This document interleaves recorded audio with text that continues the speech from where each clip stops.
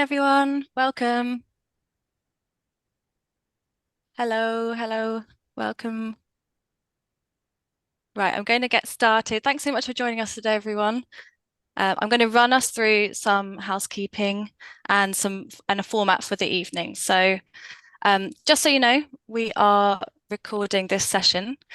We will also be sharing the chat along with a summary of the webinar with attendees afterwards.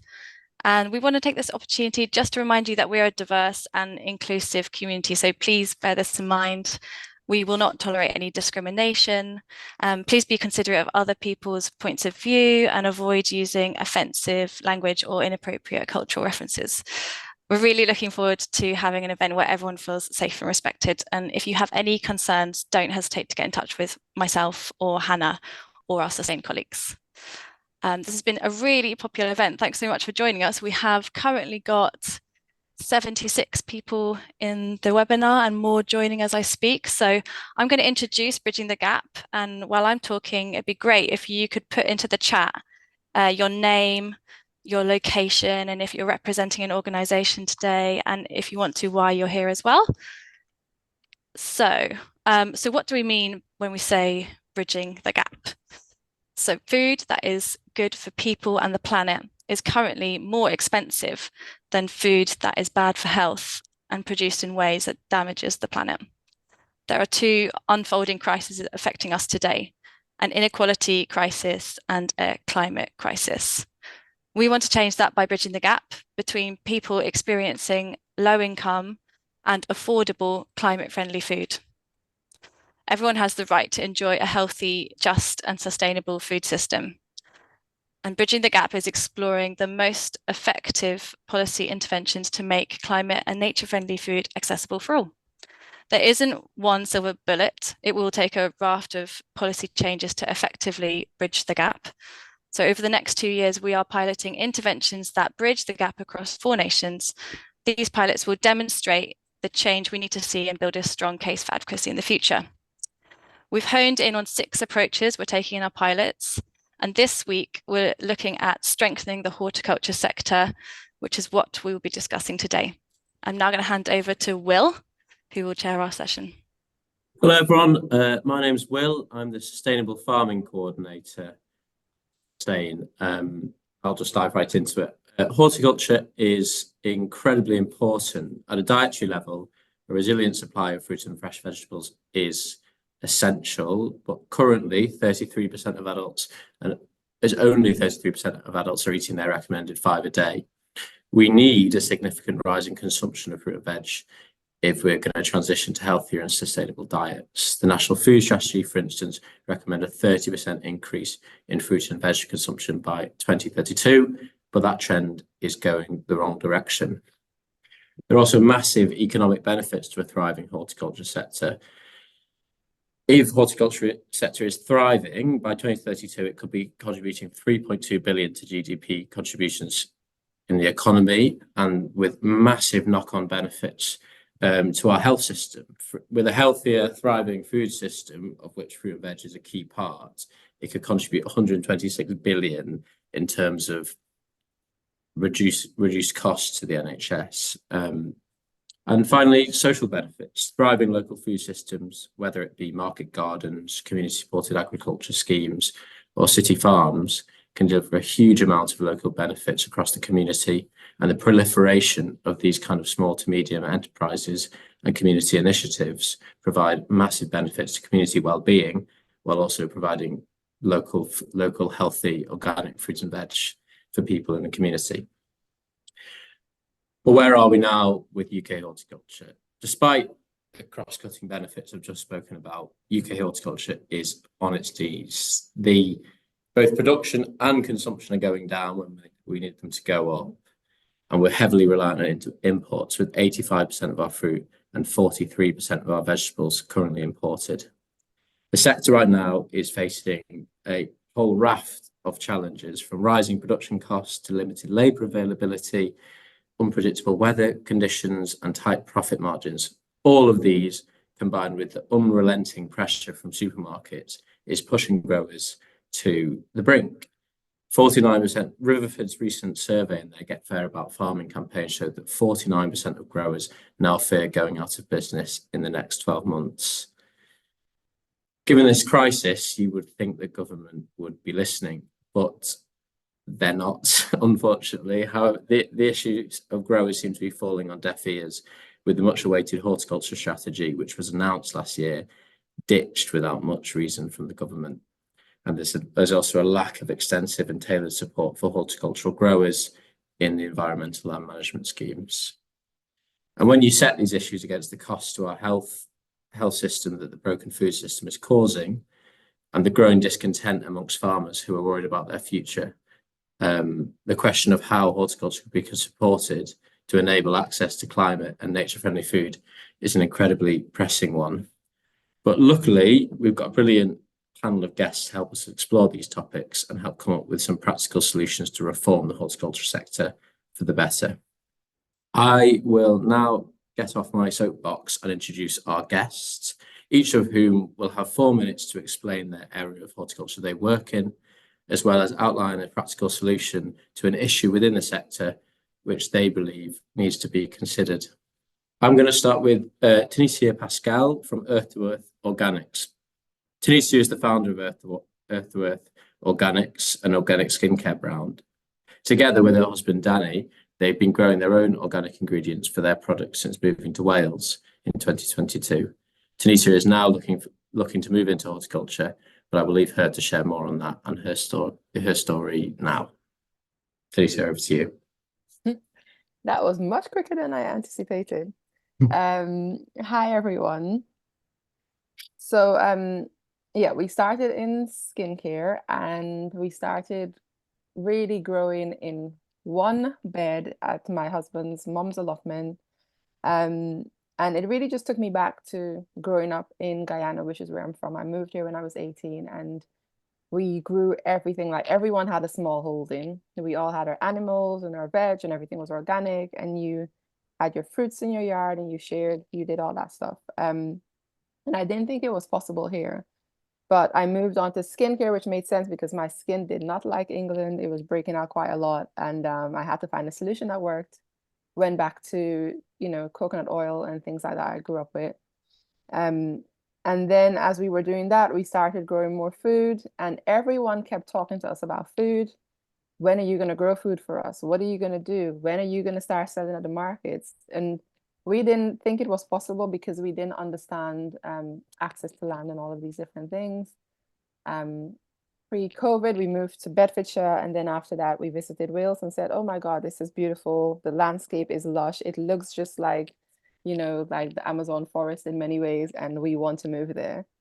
We moved there, and shortly after, got connected with Sustain and Food Cardiff, and literally it's like everyone's saying grow food, grow food, grow food, grow food. And we were like, okay, we're listening. And then we realized, like my nan had diabetes, my aunties had diabetes, everyone had all of these different things. And one of the main things that we noticed was that as people assimilated, they stopped eating vegetables, and they didn't really start to understand how to cook the vegetables that were grown here. So a lot of people run away from broccoli and cauliflower and the things that naturally grew here, and they would eat a lot of imported food that obviously by the time it came to the land, to the shops, the value of the nutrients was depreciated. They were paying a lot of money for it, and because they didn't recognize the vegetables in the supermarket, they stopped eating as much as they would have. And also eating more of a heavy carb-based diet with not as much vegetables like we usually eat back home. So we thought it would be a good idea to focus on that. And when we did Bridging the Gap with Sustain and Food Cardiff, those were the conversations the people were having, the community was having, and we thought, great, so this is what we could do. And then we talked to Real Seeds, and we realized they let us know, look, these things can grow here, but these can't, so don't bother.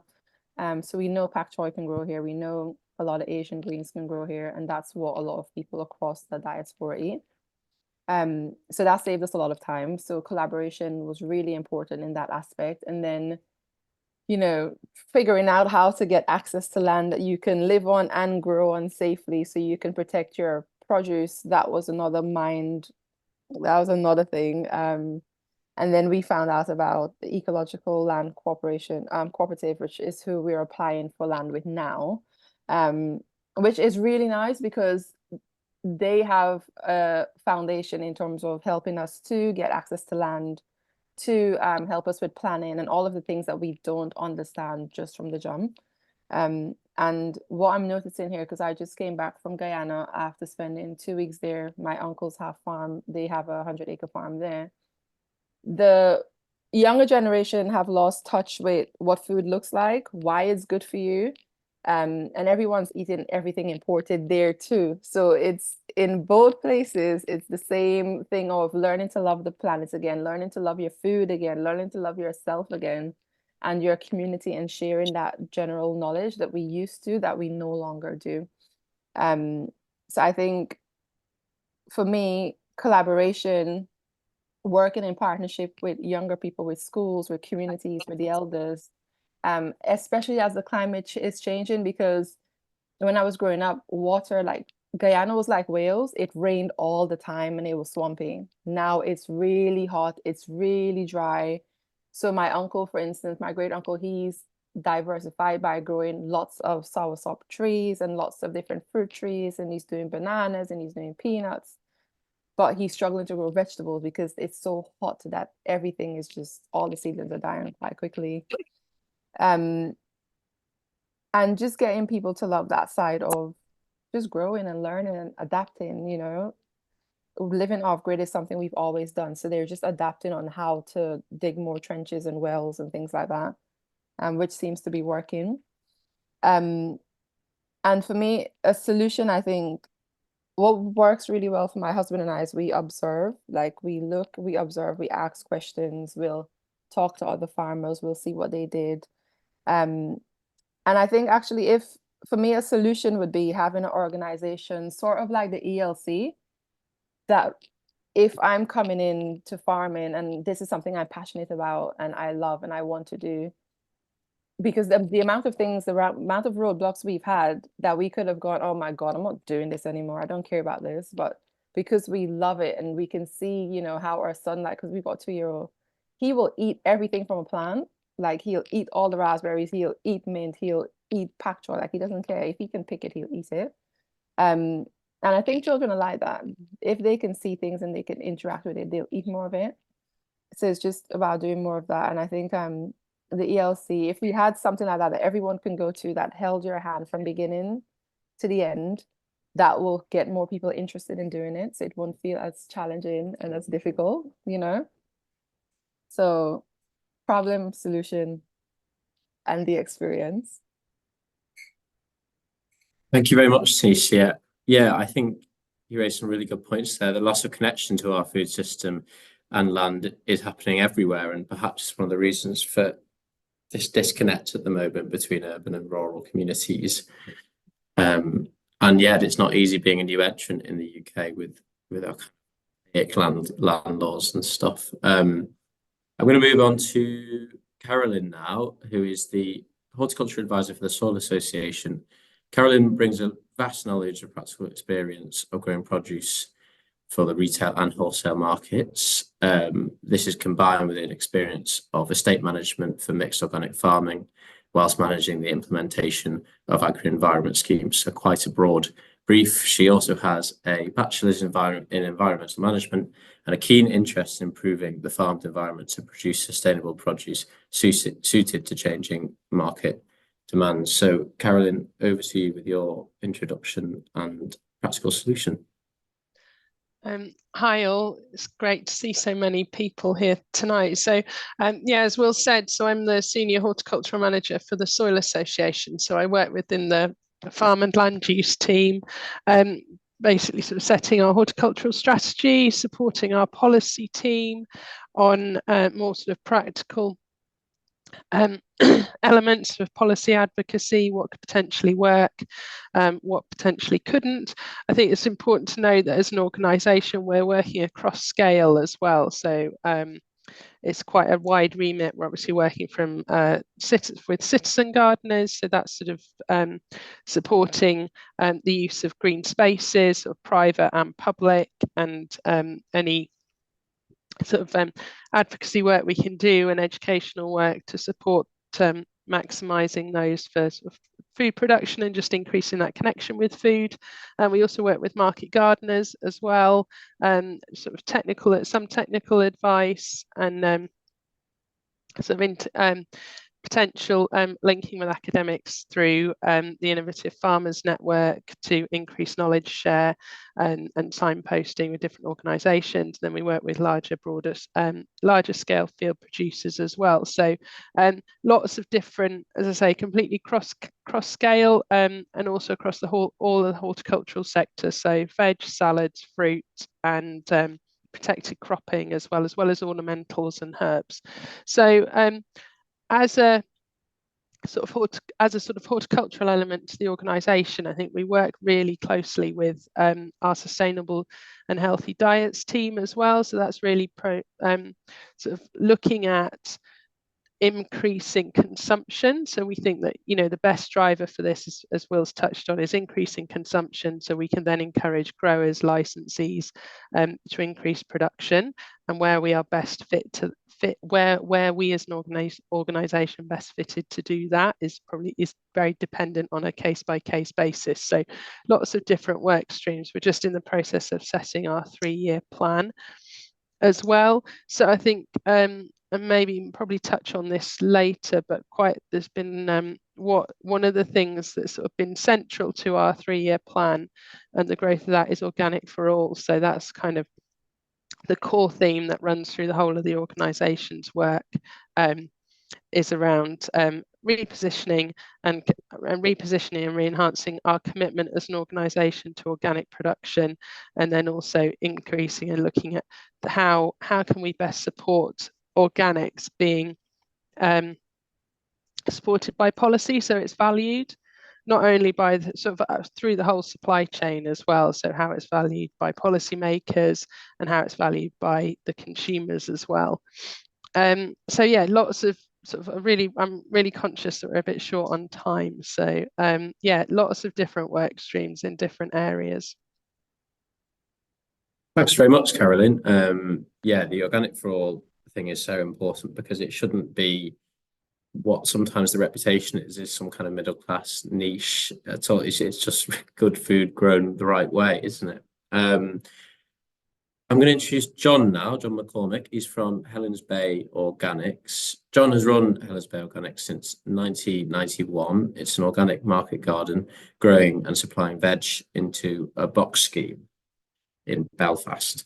They also import to supplement their range, and they run a community garden and wellbeing days where they offer gardening experience, discuss sustainability challenges, and teach people how to cook for health. I'm going to hand over to you now, John, to talk through your first remarks. Oh, thank you very much, and thank you everybody for joining us. I was hoping there would be, there's a picture just to give you an idea of scale. That's a 16-bed plot. We have something like 17 of these 16-bed plots on the farm, so we're covering about 8 acres of vegetables, and we also have 12,000 square foot of polytunnels. We're right on the shores of Belfast Lough. You can see down in the corner there the sea as the lough comes, where the lough comes in, and so it's mild and a nice place to grow. If we could move on to, I have very short time, so I'm going to fly through this. I'm sorry to do the old-fashioned thing of putting up slides, but I find it much easier to be able to just bullet point it. Organic market gardens contribute to both soil health and biodiversity. I'll speak from my own experience on these points. We are organically certified since the very beginning in 1991. I come from a conventional background, but we're always an interest in organic, and moved very early in my life to organic gardening because I knew that was the way to go, and then started up a commercial organic garden in 1991. We initially used a combination of grass clover lays and green manures, which we still do, combined with chicken manure to kickstart the whole project, because the soil we had was fairly depleted.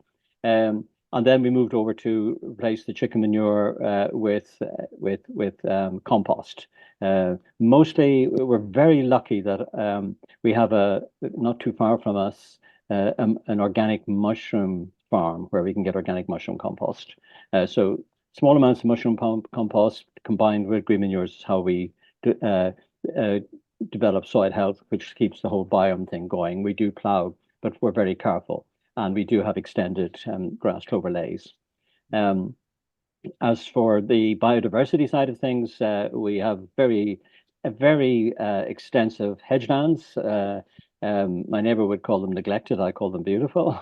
And they do attract an awful lot of wildlife. We've actually, over the 30 years, developed a lot of green manure blocks within the vegetables, which are primarily growing plants that attract insects and support insects, which are both predators to our plants and also important for the overall biodiversity health of the place.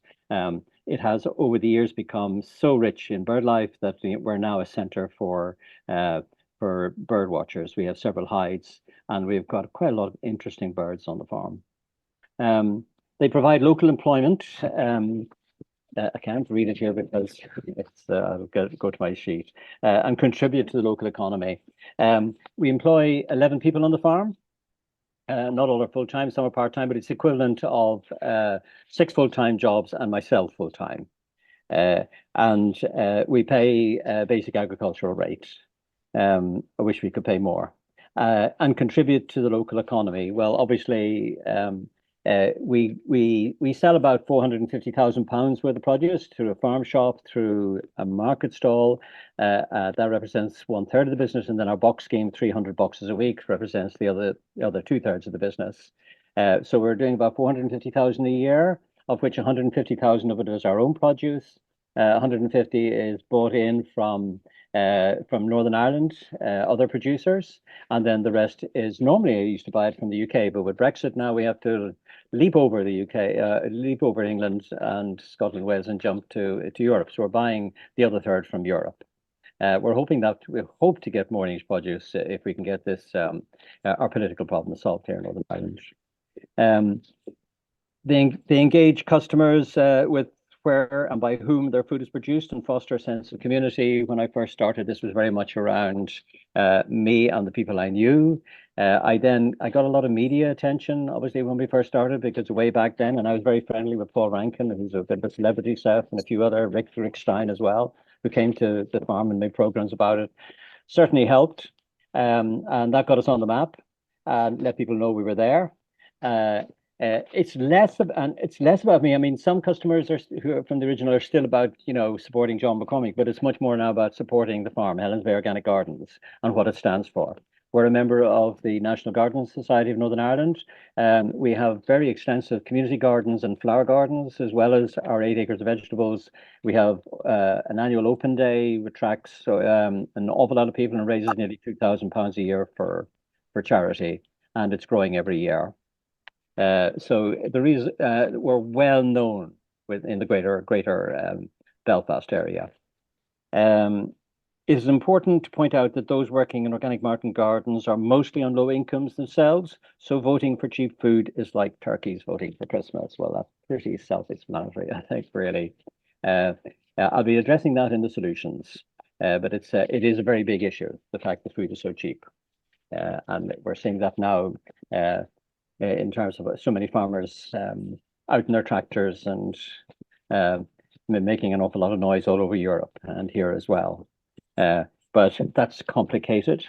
And while I support a fair deal for farmers, an awful lot of them aren't doing the job properly and haven't woken up to the reality. They're all against regulation and greening and such like. And really, they're great looking after herdsmen, but they're terrible with their soils, and they really need to learn how to readdress that, because if we don't, we're just going to continue destroying the biodiversity and soil health around us, which is fundamentally what everything lives off, including ourselves.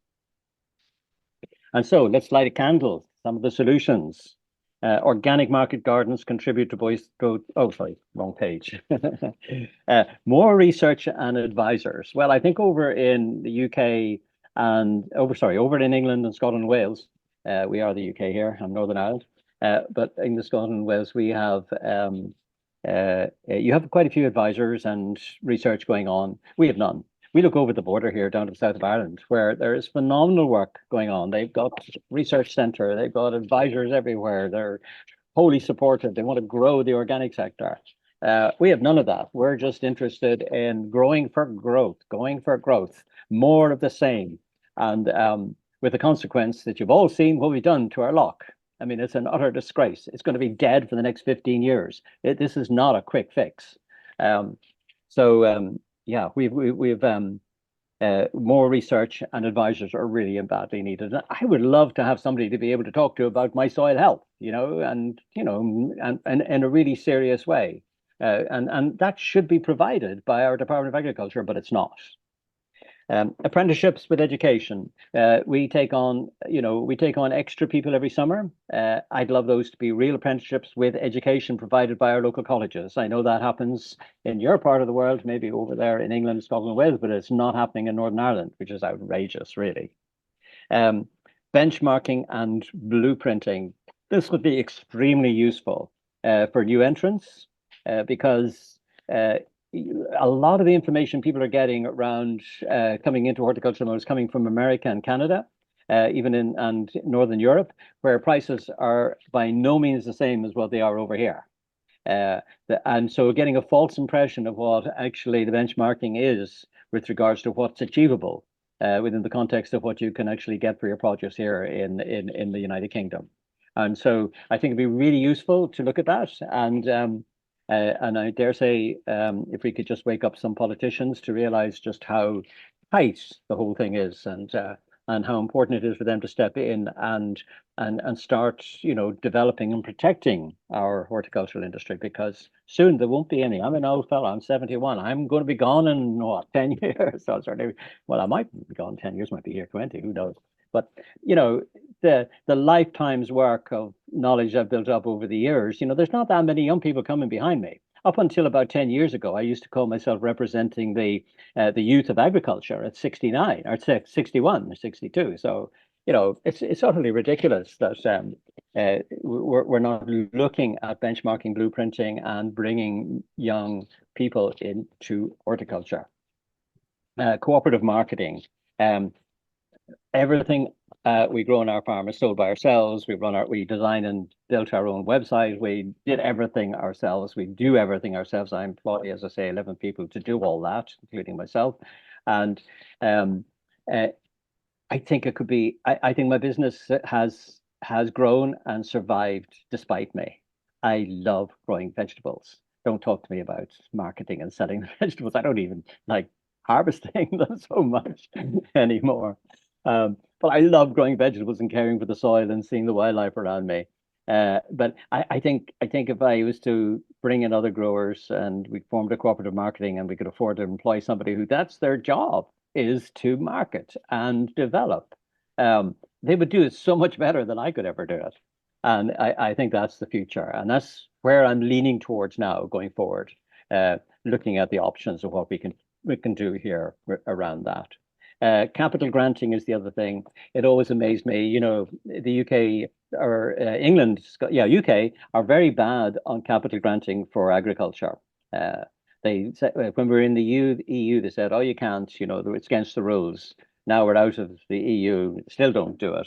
We always look across the border again in the south of Ireland, and they're in the EU, it's against the rules. But, they're very good at bending the rules down there because there's a massive amount of capital granting and support down in the south of Ireland for new entrants and for the developing of organic market gardens in the south of Ireland.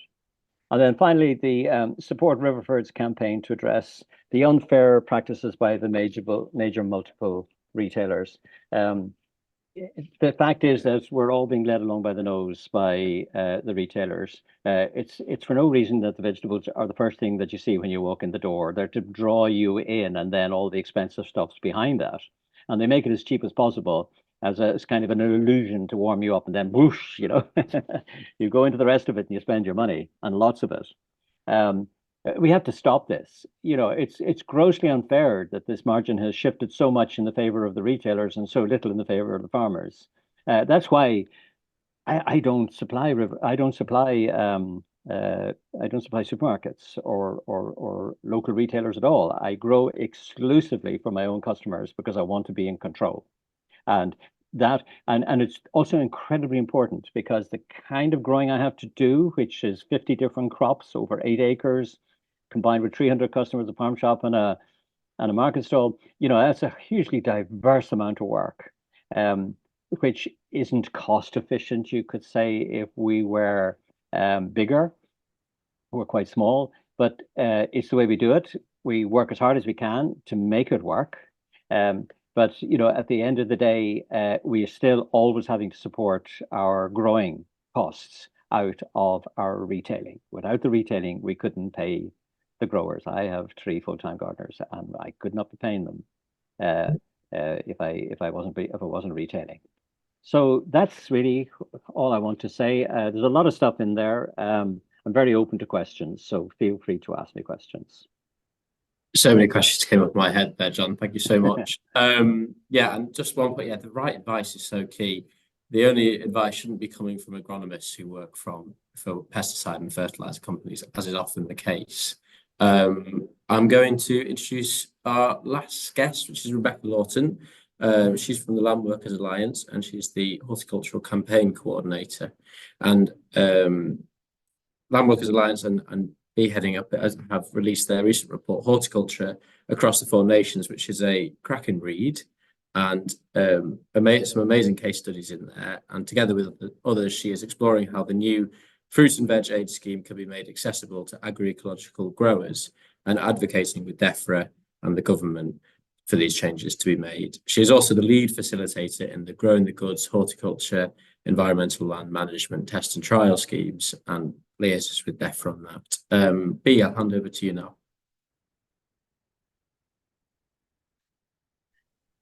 Thank you, Will, for that glowing introduction. And it's just so exciting to see so many people from so many different areas and schemes here. Just really feels like a movement's beginning to gather ahead of steam.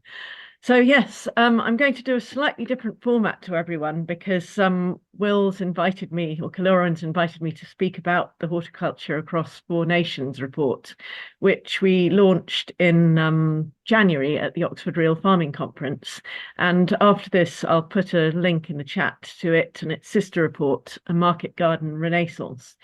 But just to sum it up, we're really hoping that this report can be used as a campaigning tool to bring together everyone around a vision for the 4 nations and the kind of policy asks we need to progress that vision.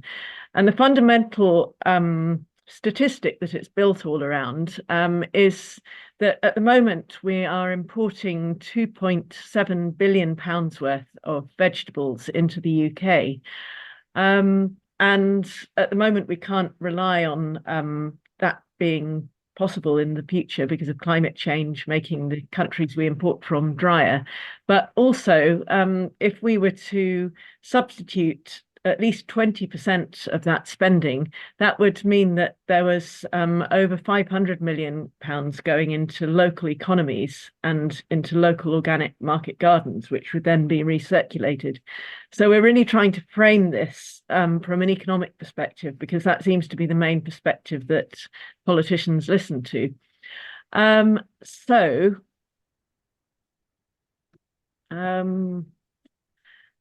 Yes, we the way that we do this, because at the moment small scale agroecological and organic production is certainly not substituting for 20% of imports. So we need to really increase the number of market gardens and organic farms producing vegetables. And the model that we see that we could achieve this by is by having 10% of that substitution supplied by market gardens and farms collaborating around cities, towns and villages to supply via farmer-focused routes to market. Now, this is a term that's been pioneered by Growing Communities and the Better Food Traders organisation. But essentially, farmer-focused routes to market are routes to market that prioritise the environment and people and ensure that everyone is getting a fair amount of what is spent on the vegetables, and it's prioritising organic farming. The other 10% we aim at being achieved through public procurement. And if every child in the UK was to get 2 portions of vegetables with every school meal they have, that would come to the equivalent of about £250 million worth across the UK.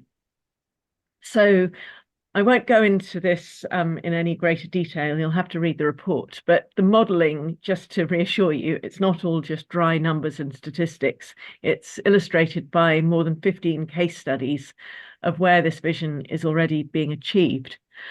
So how does all this link to making organic vegetables more affordable to people on lower incomes, the aim of bridging the gap? Well, first, I'd like to really emphasise what others in the other talks have said, which is that it's essential that growers are paid a price that realistically reflects the costs of production, including labour inputs. Otherwise, people won't become, or at least stay as growers. It's essential that organic horticulture is financially viable. And really, in the first instance, it's a priority to persuade more people who can afford it to buy organic veg from farmer-focused routes to market. And some box schemes are already doing this through solidarity pricing systems, whereby people who are better off pay a solidarity price, which is slightly higher than the ordinary price of vegetables. And that enables the box scheme to subsidise boxes for people on a lower income. So this is something that we really encourage and support, but we also think that there needs to be government leadership on recognising the value of organic and supporting it through practical measures. And one measure that we'd really like to see being rolled out across the whole of the UK is something that's been piloted in South Wales. And that is local authorities subsidising the difference in price between conventional imported produce and local organic produce. And I'd really encourage people who haven't seen it yet to look up the courgette pilot or the courgette report in Wales, because it makes really inspiring reading. They started off 2 years ago working with just courgettes, going into a food and fun scheme in the summer holidays for children in Cardiff.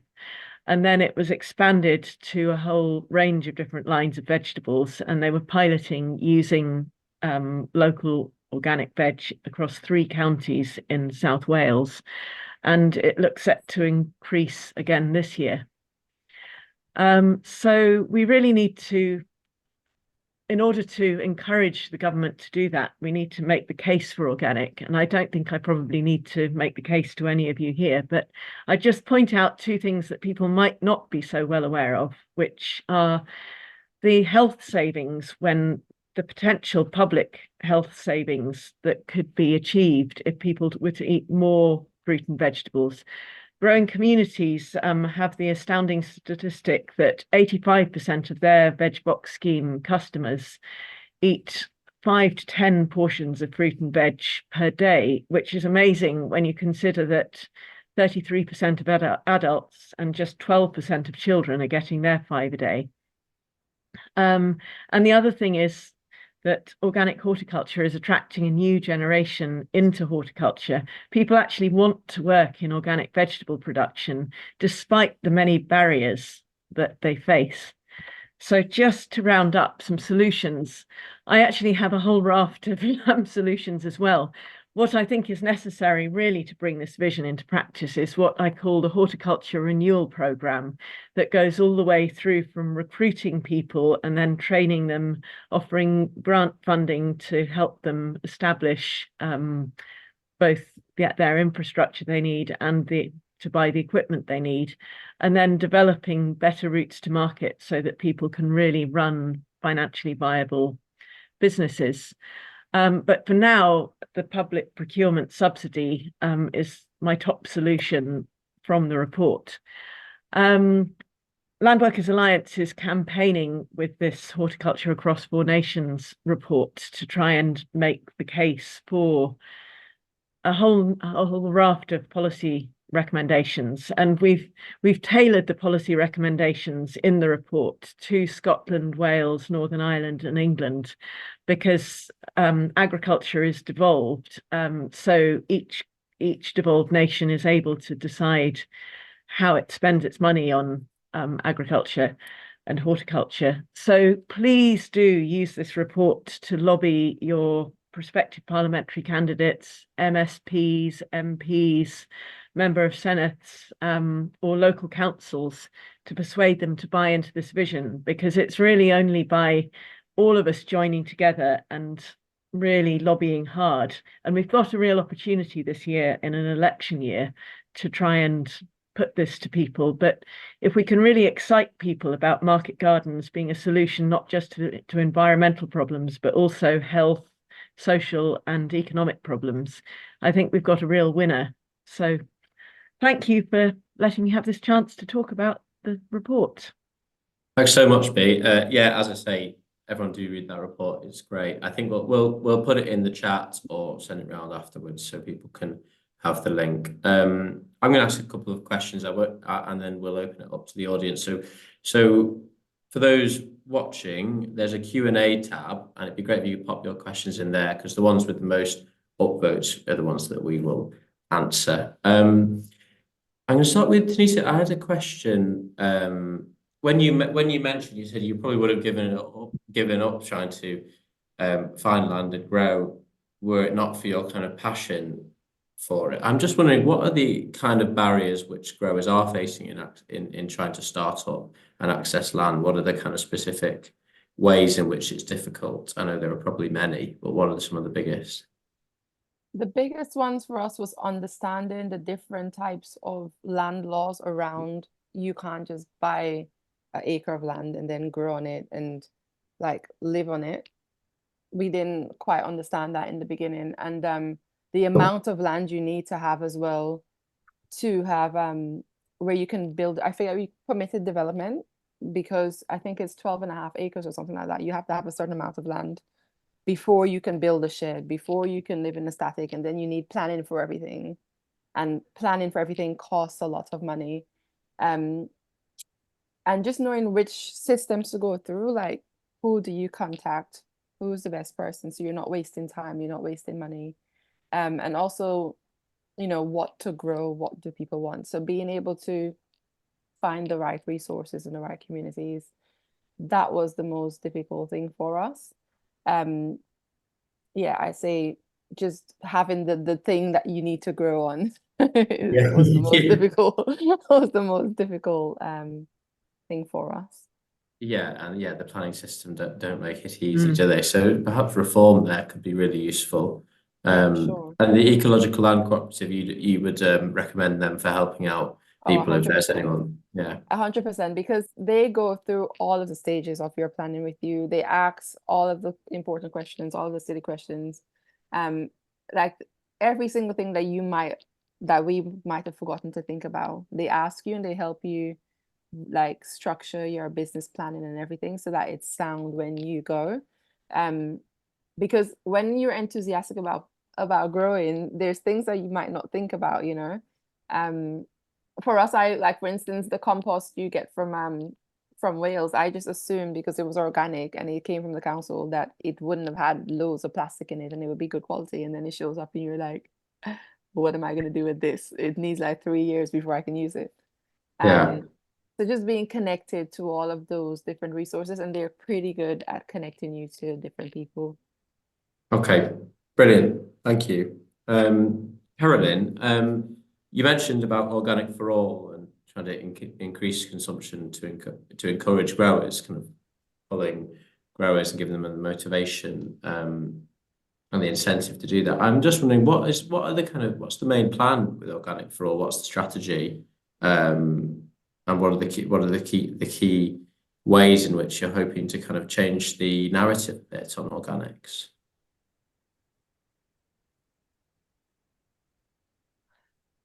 Oh, can you hear me well? Yeah, we can hear you. Yeah. Did you hear the question? Yeah, you can. Sorry, yeah. If you can, my network's a bit unstable, I think. But so if you can just repeat that. Yeah, I was when you mentioned about increasing consumption, to give the right incentives for growers so we can increase organic production. I was just wondering if you could expand a bit on organic for all and the key strategy there for trying to change the narrative, to increase consumption of organics. So we're really keen that the sort of the messaging is that we need to be in a demand-driven market, basically to enable growers to have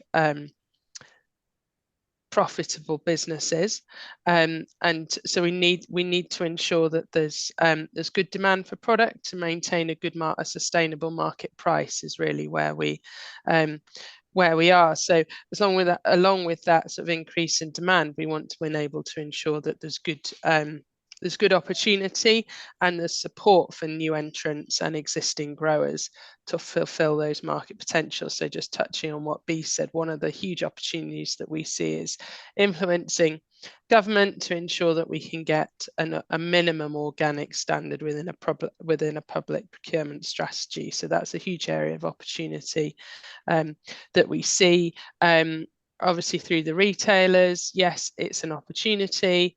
And we think there's work to be done there with them as regards ensuring that they're putting organic product on the shelf and we're getting a good representation in, and there's a message around it shouldn't just be used as an opportunity to inflate margin, where I think it historically can be. So it's where we come under a bit of an issue is the fact that the conventional produce has been devalued so significantly that organic is seen within the retail sector as being quite expensive, and there's a piece around increasing people's perception of value of food, and particularly to narrow that margin as well, and whether that's and the margin aspiration of the retailer as well. So we're currently doing a piece on farm gate price versus retail price on key organic lines and comparing that with conventional, just to try and understand and unpick where that where the cost differential sits. I think, as John touched on, the Riverford campaign's been really good to highlight this issue, and I think one of the things that's really is coming out of that, and it was particularly highlighted at the Oxford Real Farming Conference as well, is understanding where everybody plays their part in that supply chain and what piece the intermediaries and packers place. And I know that's a real kind of been a focus area as well in the recent Commons debate as well, which is good to see. And then reinvigorating the current market to ensure we've got a sustainable and organic, sustainable and organic farming systems are well supported as well through policy. So with B, I've been working with the Fruit and Veg Alliance to lobby DEFRA on what a new fruit and veg aid scheme will look like. I might be stealing your thunder here a bit, B, so apologies for that. But how can we design that to best fit at more agroecological growers, so that, and that's a really good piece of work as to what does a producer organisation look like to better suit the needs of growers, that we're representing.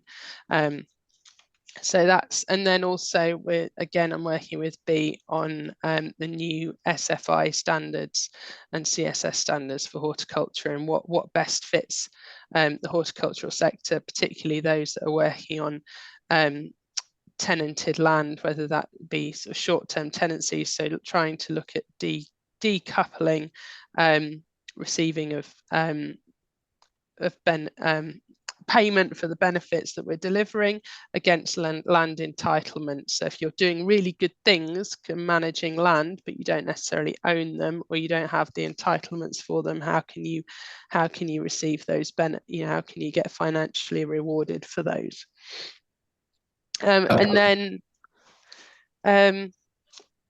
then just on the access to land as well, you know, we're looking at supporting new entrants and increasing accessibility to land, and that's predominantly done through the Soil Association Land Trust. So we've got a couple of cases where land is been gifted to the organisation where it sits in trust, and Wood Oaks in Hertfordshire is a really good example of that, where we're bringing new entrants and giving them the opportunity to farm on land with the support, with various different support mechanisms, and promoting and supporting new entrants and to build sound growing businesses, whilst increasing accessibility to good quality locally produced food and access to enhanced welfare benefits for local people.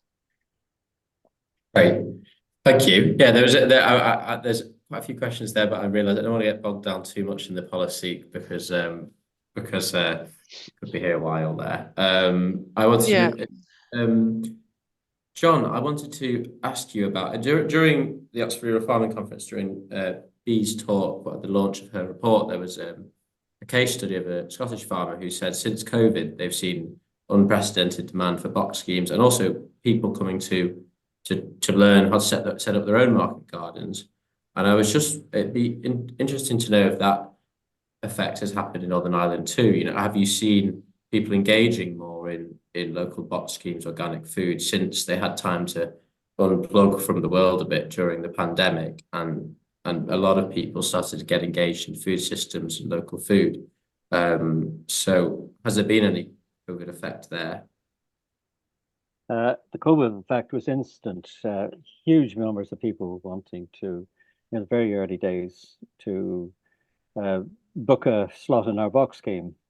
And I think we grew something like nearly 100%, and then had to close down our website because we just couldn't take any more orders. It was beyond us.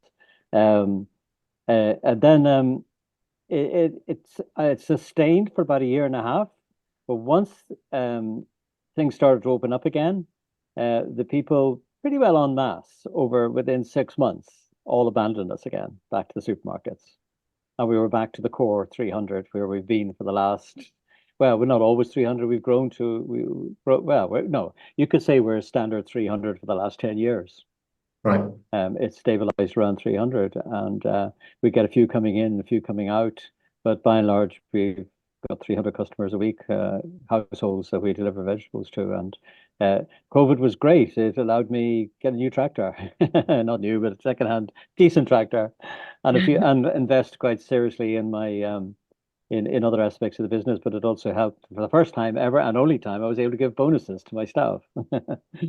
So there was a dividend for us in COVID, but it didn't last. Yeah, it's a shame as people's lives got more frenetic, they kind of moved away. It's a shame that wasn't long lasting. I was wondering if you could, a couple of things. You mentioned the cooperative marketing, because but you know, growing fruit and veg is labor intensive enough. Marketing it, going to markets can be a huge demand on time. And I was wondering, have you seen any good examples of cooperative marketing? Could you point the audience members in the right direction there if they wanted to find out more about it, or is that a kind of space which needs to be filled? There's an awful lot of it in the continent, over in Europe, but very little of it over here. Nearly all a lot of retailing of box schemes are run by big cooperatives, farms that are in cooperatives, and that's the difference between Europe and the United Kingdom, in that it's the supermarkets have to deal with co-ops and big organizations to buy who represent a significant number of farmers when they're price haggling within Europe. And but over here they have it set up so they deal with each individual farmer. They don't want them cooperating, and that's how they keep the whole thing pressed down. At the time of the tomatoes, when the tomato shortage was, I spoke with my wholesaler in Belgium, who's part of a 22 farm cooperative stretching from Belgium through Holland, down France, Spain, and into Morocco. And he was saying, we have plenty of tomatoes, he says, but you're just not prepared to pay the price. And we're not going to sell it to you cheap either. There is a shortage, but there's plenty around. We could have sold tomatoes to our customers in the United Kingdom, but nobody, the supermarket, he deals with supermarkets, said they don't want to pay the price. So we just didn't send them. We could get the price somewhere else. And so that's the difference. That's why I'm a great believer in the idea of cooperative working together. It just gives you a little bit more power, a little bit more strength, because you can make, if I was a supermarket supplier and I decided I'm not going to send my tomatoes up to one of the soup multiples, they'll just laugh. It means nothing to them. They'll get it from somebody else or else abroad. Whereas if there's 500 of us, that's a different story. Yeah. Yeah. There's that collective bargaining power. Yeah. But also, I think I love this phrase, farmer focused groups to market, Yeah. I just think we've got to take it back into our own hands again. Yeah. Yep, agreed. I'm going to move on to audience questions now, because this webinar is going really fast. One question is from Jane Acton. She says, our conventional farmer in our project ended the year £7,000 in debt. Might a solution also be to help existing farmers transition, especially in the light of farmer mental health issues? B, would you like to tackle this one? Yes. I was actually trying to type it, and I managed to say I'd answer it live. But anyway, I think it's a really good point. And the work that Carolyn and I've been doing with growing the goods, our elms test and trial, has really been making me see that there would be potential if we could connect a really good elm scheme, which is rewarding and incentivizing farmers or growers to transition towards more agroecological or organic methods, and then connect them with some sort of farmer-focused routes to market. I mean, my idea is if you could have initially a parallel food hub or box scheme, initially in a town or city near where a lot of growers are, say in Lincolnshire or Cambridgeshire or Nottinghamshire, and the growers could sell a small amount of what they're growing to that box scheme, and then it would be distributed via a cheaper form of box compared to organic, because they wouldn't be organic growers, but the condition that they'd still be able to get a better price probably than the supermarkets. I mean, I haven't worked out all the economics on this, but the theory is that if they were selling more directly, they could get a better price. And the condition for being part of this is that they'd be signed up to some sort of elm scheme, so that they'd be working towards transitioning. And ultimately, the idea would be to encourage more farmers and growers to convert to being fully organic. But I think there needs to be a bridge, because there's a real cultural prejudice among some farmers about being organic, and there's a real fear about dropping agrochemicals in particular. But if they could stick a toe in the water and send a little bit of their produce towards those sorts of routes to market, and then see how supportive the customers are, I'd like to think that would encourage them, and that would provide a bridge to help them get to a more economic sure footing. Thanks, Bea. That's brilliant. Next question is from Rosie Evans. She says, in Wales, we're at a moment of huge change in terms of agricultural policy. With the consultation open on the Sustainable Farming Scheme until the 7th of March, many are hopeful this will lead to more sustainable land management, but there's also huge kickback and protest, especially from livestock/upland farming communities. Could panelists give their view on how we might ensure a just transition without diluting the core principles we're all working on, and retain the urgency of change that we need? I know the Landworkers Alliance have got some great research on this, but just wondered what the panelists' take is. Carolyn, could I get your thoughts on a just transition for farmers, and how we can kind of counter this growing unrest amongst farmers, and create a hopeful just transition for them? And if any of the panelists would like to come in on this, do just let me know after. Okay. Yeah. I think I don't know if we'll get away from it being a seamless transition, because it is such significant change. So I think there will always be it's not going to be easy. I think sort of from a sort of a wider farming industry, we've probably been too reliant on subsidies in the past, and it's papered over a lot of cracks. So it's really making businesses rethink what and really get to grips with their costing models and their market price and things. And it's you know, and it is leading to a lot of you know, a lot of potential change and diversification. And I think with that, we need to be able to, you know, there needs to be a level of support. And I think it's not just a case of implementing policy change, it's ensuring that we've got the level of support to follow that up, to ensure that growers, new and existing ones, can implement those changes successfully, such as sort of capital grant schemes and that sort of thing. And one of the things that we're really keen on is a lot of the, well, all probably of the horticulturally focused capital grant schemes that have come to fruition so far have been really heavily influenced by increasing productivity. And there's a slight disconnect into the meaning of what productivity actually means. As obviously we have an issue around labour availability within the horticultural sector as well, which is a different challenge. But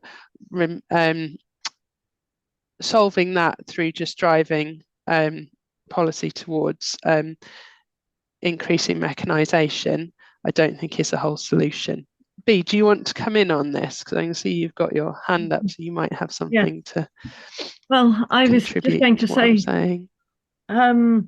I've been listening a lot to Farming Today and about the Welsh farmers and how divided everything is about, for example, the requirement to put aside 10 acres of land for wildlife habitat and also to grow trees on 10% of your land. That actually can be one and the same 10%. So it doesn't mean you've got to take 20% out of production. But I think within our movement, we've got to be we've got to make the point much more clearly that you can have productive food production and wildlife on the same land. It's not an either-or situation. I think a lot of people are trying to cast it as an either-or situation, and there are some unfortunate incidences where actually there are landowners who are going for the elm schemes, which are exclusively for wildlife at the expense of renting land out for tenants. And that's really not a good outcome. And I think we need to really flag that up to DEFRA. But I think we need to really, really say what organic can do, and that actually, especially when you've got more labour-intensive horticulture, it can be just as productive, if not more productive, than conventional horticulture. And it delivers all these biodiversity and agri-diversity and carbon sequestering benefits. So I think we can really shout about that as a strength that we have. That's such a great point, B, that it's a multifunctional landscape. If horticulture is done the right way, deliver for nature, climate and food production, and of course local communities. John, did you want to come in? Yeah, I'm very interested in this whole arena of transition, you know, and essentially what's happened in farming is the farmers are now feel they're getting blamed for everything. The reality is that they've been led by the nose for the last 50 years into a system of agricultural production based on intensification that and the use of chemicals and such like that we know, and we have it in Loughnane, we know is destroying our biodiversity and damaging soil health and contributing enormously to carbon in the atmosphere. To blame farmers for it seems very, very unfair, because they've just been doing what they have been educated to do for the last 50 years and what they are currently being told to do. I always found it amazing. I came from an educated background into farming in the sense that I went to university. So therefore, I remember meeting a farmer many years ago, and he said to me, oh, that's all very well. You're an educated man. You can go down this road that you're going because you have some understanding of it. And you're clever enough to make it all work. And he didn't see himself as being an educated or clever man, which I just, and he was one of the sharpest people I know. He's more than capable. But the men in white suits, the deference to the men in white suits who come out, well, they don't come out in white suits anymore, but they go out in their 4x4s and expensive wellies and tell them the solutions that are not solutions, the solutions that are actually creating the problems for us.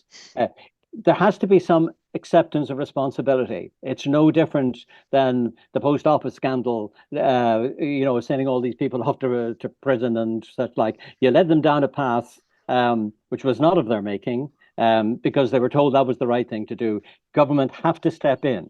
They have to step in now and do something about this, because just to blame the farmer is going to just have the kind of violent reaction, blocking the streets, spreading slurry on buildings and all the rest. That's not the answer. The answer is having a really good plan that embraces the mea culpa and knowing how to go forward. Sorry. Thanks, John. No, that was brilliant. Thank you. And you can understand the cynicism from farmers when they're being paid to put back in hedges that they were paid to rip out 60 years ago. You can understand their mistrust. Tenesia, did you want to comment on that question? Everything that everyone else has said, because I find the whole thing about, the misinformation and the manipulation of farmers, because the new system has so many benefits, and if they can see that, then I think they will go for it. But I think where they're being blamed, where they're being, they're not understanding exactly what they can do and what that benefit will be, the 10% instead of a full 20%, and not having, you're not being blamed, B, this system is really beneficial, but it's understanding that. I don't know if you guys saw a documentary called Kiss the Ground, and that's what they were doing. They were going they were inviting farmers in and showing them the benefits of this new system instead of just telling them they have to do it. And that made a big difference to how the farmers worked and how they transformed their land. So I think, the educating part and treating them as human beings and not as stupid people is, that's what it is. We all want to be treated equally and to understand the benefits of the new system. Yeah, totally. And and educating farmers, that can be done from the ground up. That can be done from farmer to farmer communication, and that's often the best way. Okay, we're going to move to final remarks. I want to give each panel member to give one final reflection / takeaway from this conversation. And perhaps give a reflection on what's next for making organic food accessible for all. We are a bit tight for time, so 1 to 2 minutes if possible. B, could I start with you? Oh my goodness, there's so much I could say, how to sum it all up. But yes, I mean, I would say I think we've got a big thing of trying to win over people's hearts and minds to help those those elected representatives who we're going to be electing over the next year to really understand the potential of organic market gardens.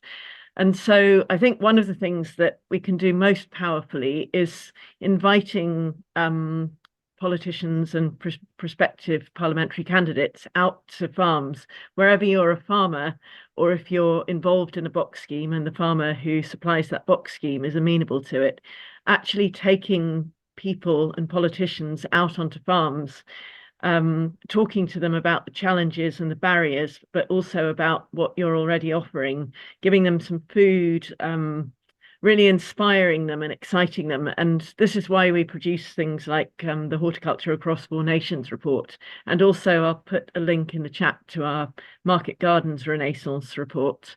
But really having something tangible, because people go and talk to politicians and send them letters. And I think that's also a really powerful thing to do, but getting politicians out onto farms and showing them that it can happen is the thing I'd really leave with people and encourage them to do. Brilliant. Thanks so much. Okay. John, could I go to you next?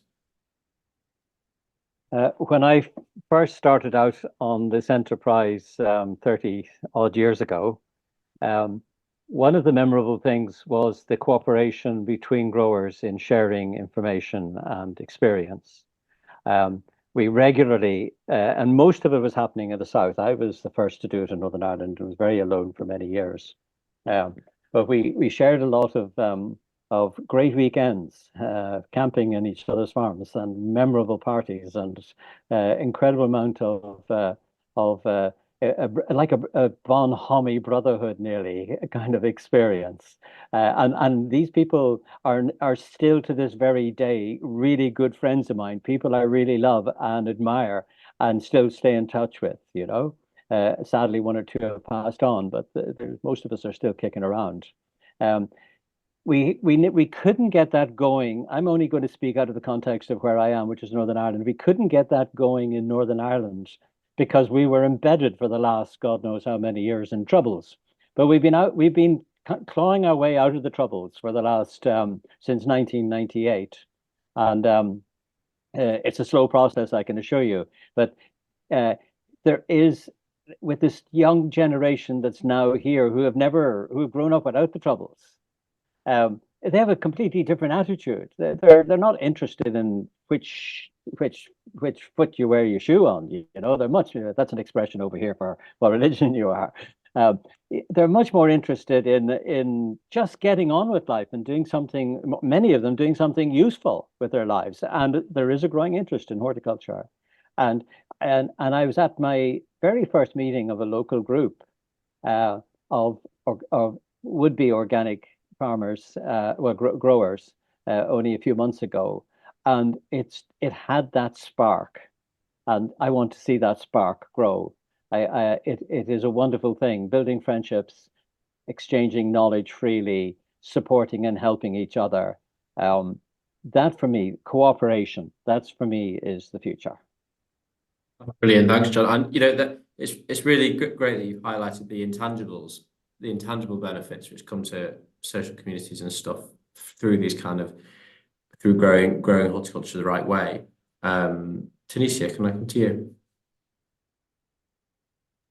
It's the same for me. Like John said, what has kept us on this journey is, you know, meeting farmers and saying, oh yeah, you know, help, like, how do we do this plan? Help me. What's your experience? You know, and meeting up and doing these sorts of things. But I think for me, education, community, and collaboration, I feel like together those things will be amazing. And I feel like everyone's working towards the same goal in slightly different ways, but it feels hopeful. You know, it feels really good having these conversations and meeting young growers and just building that community. So I think going forward, that's what's going to keep us moving forward.